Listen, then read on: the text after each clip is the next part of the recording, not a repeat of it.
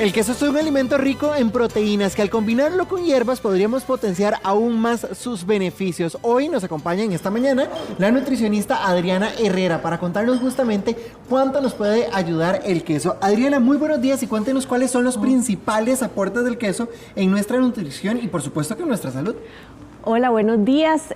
Bueno, el queso es uno de mis alimentos favoritos. La verdad es que es un alimento que tiene calcio, el alimento va a tener además proteína y grasa. Y esto es muy importante porque hablamos de la grasa de los lácteos hoy en día que tiene propiedades importantes a nivel antiinflamatorio, a nivel de salud hormonal. Entonces por ahí mucha gente la grasa láctea ha intentado disminuirla y se sabe que hay que tomarla con moderación, pero que es una grasa muy saludable para nosotros. Quesos saludables, hablemos de quesos saludables. ¿Cómo los podemos introducir en nuestras comidas diarias? Ok, pensemos que los quesitos saludables van a ser aquellos que van a tener más proteína y que van a tener un contenido menor de grasa. Por ejemplo, un queso cottage o un queso ricota, que ese se podría hacer en tortillitas palmeadas, unas tortillas palmeadas que pueden ser ricas para el desayuno, altas en proteína, entonces podría ser el tipo de queso que vamos a utilizar. También hay quesos frescos, quesos que van a estar con buen aporte de proteína y, ojo, un quesito tipo Turrialba, un quesito fresco, sí va a tener sus 6 gramos de grasa. Entonces, ¿cuánto queso podemos consumir o eso va a depender del queso que elijamos? Eso va a depender del queso que elijamos. Por ejemplo, los quesos más altos en proteína, por ejemplo, el cottage, el ricota, la porción es hasta de 1/4 o 1/3 de taza para hacer un dip, para hacer mezclar queso cottage con tomatito, albahaca, jamoncito, queda muy bien y no lo podemos comer con una galleta, una tortilla, etcétera. Pero los quesos más grasosos, imagínate que la porción es del tamaño de una cajita de fósforos. Entonces, son porciones pequeñas, pero con mucho sabor. Por supuesto. Adriana, ahora en Semana Santa se come un montón de queso. Yo sé que depende de lo que vayamos a hacer, pero ¿cómo lo elegimos? Ok, si nosotros estamos buscando quesos que nos sepan más fuertes, por ejemplo, de estos quesos que se hacen para hacer arepas, para hacer las tortillas, tenemos que saber que estos quesos nos van a dar un aporte de grasa, pero en muy poquita cantidad podemos tener un queso pues muy sabroso, muy exponencial, que lo podemos mezclar ahí. Por otro lado, los palitos de queso, los bizcochos con queso, que también el queso lo que va a hacer es aportar a una comida que es muy harinosa un poquitito de proteína. Ahora, Adriana, ¿cómo sabemos de los quesos, verdad? A la hora de elegirlos que tengan más proteína en lugar de, ¿verdad?, de más grasa. Bueno, los quesos más grasos normalmente suelen tener una textura que se derrite mejor. Aquellos que los ponemos en el sartén y se derriten, sí, que como son por riquísimos. ejemplo, pero también son saludables, nada más que nosotros en nuestra alimentación lo tomamos como porciones de grasa y no como porciones de proteína. Por ejemplo, un queso Edam, un queso Gouda, por ahí quesos más procesados como el cheddar, son porciones de grasa. Y porciones de proteína son los quesos más frescos, ¿verdad? Como hablamos de un queso Turrialba, un queso cottage, un queso ricota. ¿Cómo identificamos cuando tienen aditivos, espesantes, verdad?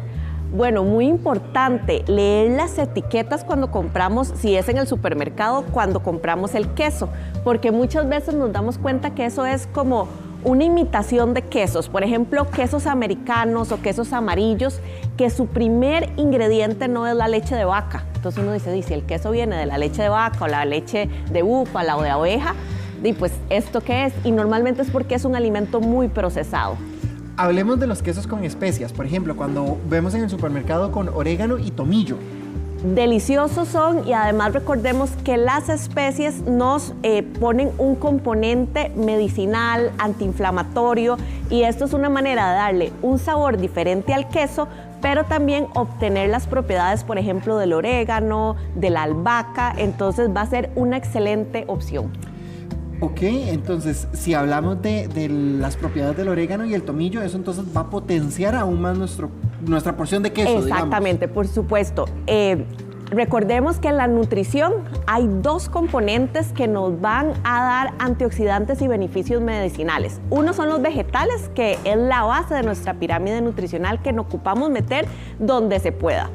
Y el otro son las especies, que con muy poquita cantidad vamos a tener un beneficio muy grande. Entonces, hoy se vuelve a la alimentación de nuestras abuelas, donde nosotros utilizamos más el tomillo, la albahaca, la pimienta, el cúrcuma. Y uno de los alimentos que queda muy suave para introducir estas especies realmente es el queso. Hablemos ahora del queso que viene enriquecido con perejil y también con albahaca, ¿verdad? Que es como más fresco ese queso. Es un quesito más fresco y de igual te digo, muchas veces los quesos frescos hay que saber que también tienen grasita, ¿verdad? Pero son cantidades de grasa más bajas que los quesos más maduros. Y el mezclar con estas especies siempre, como les decía, nos va a dar sabor, pero además también propiedades medicinales. Ahora, ¿el queso que trae romero y salvia? Ese quesito es muy importante. El romero ayuda montones a las chicas con síndrome de ovario poliquístico que tienen algunos síntomas, ¿verdad? Como que a veces nos sale un pelito por acá o que se ha visto que el romero es medicinal para esas mujeres. Entonces, el romero es una especie súper importante. La salvia también a nivel medicinal, gastrointestinal. Aquí tenemos cebollino, ¿verdad? Y a veces a uno, como usted decía, hacer un dip, uno le gusta ponerle eneldo y cebollino. Al ponerlo nosotros, al incorporarlo, ¿nos podría beneficiar también? Sí, claro. Todas las especies y todos los vegetales, cuando los incorporamos en el queso, por ejemplo, una manera de hacer dips más saludables. Queso ricota, que es cremoso, tiene mucha proteína y le ponemos cebollino, sal y pimienta. Delicioso. Ahora, ¿cómo podríamos utilizar la pimienta y el culantro? La pimienta y el culantro podrían ir, por ejemplo, en un dip de queso cottage. Pones un poco de sal, de pimienta, culantro y también podemos utilizar esa misma preparación con tomatito cherry. Queda exquisito, es uno de mis favoritos. O sea, eso lo mezclaríamos, digamos. Eso lo mezclaríamos, sí. De esa porción, a la hora de mezclarle todos estos, ¿cuánto podemos comer, digamos, para no abusar y que lo podamos disfrutar? Si son de los quesos, como te digo, más de proteína, la porción es 1/4 de taza. ¿Y en el caso de cuando hacemos el dip? Y en el caso cuando hacemos el dip sería, ya digamos, si son estos quesos altos en proteína, igual 1/4 de taza. Pero si son dips como con quesos cremosos, queso crema, 1 cucharada sería la porción de grasa, ya no de proteína. Ok, que podríamos entonces disfrutar y dividir esa cucharada en lo que vayamos a comer. Exactamente, sí.